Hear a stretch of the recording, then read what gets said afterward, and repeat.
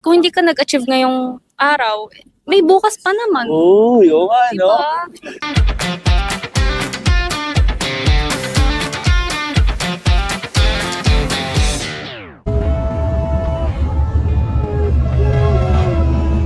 Itong comfort cards kasi, meron tong questions. It's about starting conversation, build connection, tsaka creating safe space. Based on your own experience or kung may thoughts kayo dun sa questions, pwede nyo siya sabihin.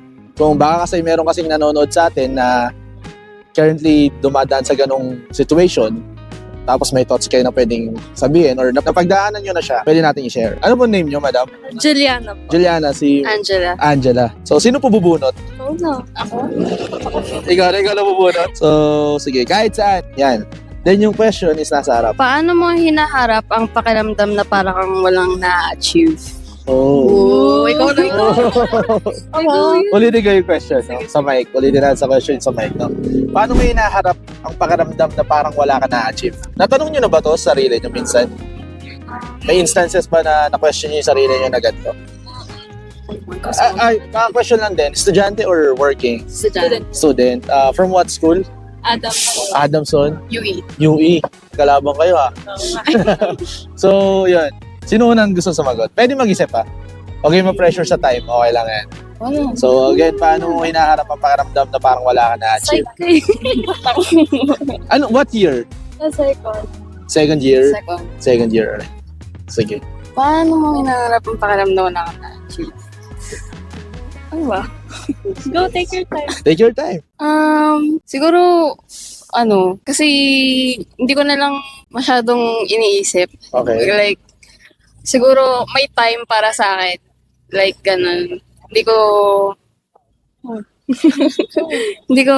kunwari, pag may nakikita kong iba na may sa age ko, tapos may mas na more on success sila. Aha. Hindi ko na lang, siguro yun, there's, may time para sa akin. Kadalasan nangyayari ito ngayon sa mga age natin. Hindi Yeah. naman tayo siguro nagkakalayo ng age, no?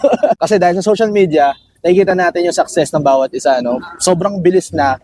Ngayon, dumarating sa point na parang nako-compare natin yung sarili natin so ano yung achievements ng iba nakakilala natin or iba na nakaka-impluwensya sa atin. Kaya dumarating din sa point na matatanong talaga natin yung sarili natin. And tama, no, na parang alam mong may right time para sa ganun, no? Hindi ka, meaning hindi ka nakikipagkompetensya. Take your time. Take your time. Yun, tama naman. Si Madam Juliana. Ako, hindi naman all the time. Minsan lang. Kasi, syempre, as a student, marami talaga tayong pagdadaanan na, alam mo yun na, ba't parang bilis niya, parang, mas ang galing niya sa ganito. Tapos ikaw, parang ang baba ng tingin mo sa sarili mo. Pero, kapag naman, kunwari, na-achieve ko na yung part na yun na, iisipin ko na, ang galing ko, nagawa ko din pala yun, darating din naman pala sa part ko na yun, na umiyak-iyak pa ako malalagpasan ko din naman yun. Yung ganun. Kaya, normal lang din talaga na nafe-feel mo yung parang wala ka pang nararating or di mo pa nagagawa yung gusto mong magawa. Kasi, okay lang naman talaga yun na di mo pa nga nagagawa yung bagay na yun. Okay. Meaning, same lang din, almost same lang ng answer na may right time, no? Pinay-right. Hindi, nahihiya ka lang. Pero okay lang din na, nahihiya ka lang for sure. Pero, ang ganda lang nung nasabi na kailangan alam natin na may right time. May right time, no? May tamang oras para sa lahat. Kasi minsan, pag pinipilit natin yung bagay-bagay, doon pa mas malala eh. Oo. Mas Diba? parang hindi nasusunod yung gusto mo. Oo, dapat tama. dapat dinadahan-dahan lang talaga. No, parang trust the process, parang gano'n, no? Tama naman yung ano. So, sa likod kasi ng card, meron tong message for us. Okay? Madam, ikaw naman magbasa. Sige. Palakas na lang ako. Sige po. Yung feeling na wala kang napapala, sobrang hirap, pero progress is still progress kahit gaano kaliit. Uy, okay. Tama. Tama naman. So, anong thoughts nyo dun sa message ng card na gano'n niya? Ayun, ganun nga. Take your time lang sa sa lahat ng ginagawa natin. Kasi kung hindi ka nag-achieve ngayong araw, may bukas pa naman. Oo, yung ano. Lagi, tama. Di naman tayo nagmamadali eh. Wala naman tayo sa karera, di ba? Bakit? May sinabi pang nasa karera tayo? Hindi, Oo. di ba? Kaya, ayun, take your time lang talaga. Ikaw, madam, may thoughts ka ba? Same. Oh, same na. Same sense na lang. So, message dun sa mga pwedeng makapanood na to na, alam mo yun, na feeling nila nasa race sila, feeling nila na sobrang pressured na sila kasi wala silang na-achieve. Kung na-traffic ka man, edi, hintayin mo lang, dyan ka lang muna. Huwag ka magmadali, huwag ka mag-overtake, huwag kang, kasi kapag nag-overtake ka, baka mabunggo ka pa. Ay, Ikaw tama. lang kawawa, di ba? Talo ka din. Kaya dapat kalmahan mo lang sarili mo, tsaka, ayun nga, take your time lang tayo. Nakuha ko doon sa sinabi ni madam na parang yung sinasabi nilang delays, no? Pero yun nga, yung mga delays na yan, talagang nakaplan yan. Hindi naman yan pinilit mo eh. Hindi naman yan na nangyari na lang ng walang dahilan. May reason naman lahat. Lahat, di ba? Nangyayari. Parehas tayo May ng lesson.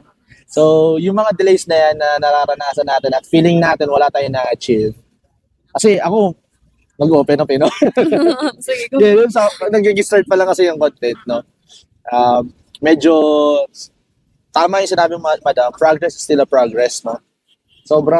Kahit sobrang liliit. Kasi dati, 10, 13, 30, mga nanonood, pero now, pag nag-upload ako, mababa na yung 500 na mga 4 minutes video yun. So, meaning may nanonood na, di ba? Opo. May May progress na, progress. no? So, ilalagay lang natin sa mga nanonood, if ever man na na-feel nyo nga na gano'n, na wala tayong nararating or wala tayong na-achieve, sabi nga ni madam, kung na-traffic ka, enjoy mo na lang muna yung traffic.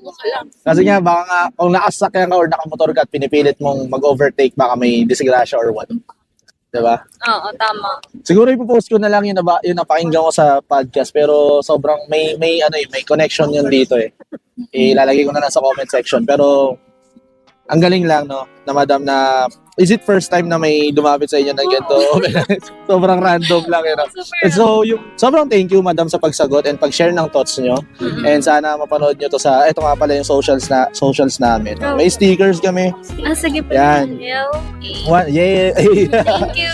So, One Vibes PH, Facebook, Instagram, TikTok, tsaka YouTube. Sa mga nanonood dyan, again, paulit-ulit, kunin nyo lang kung ano yung dapat na applicable sa inyo. And kung hindi naman applicable sa inyo yung mga sinabi namin, iwanan nyo na lang. Okay? Correct. Yun lang. And enjoy.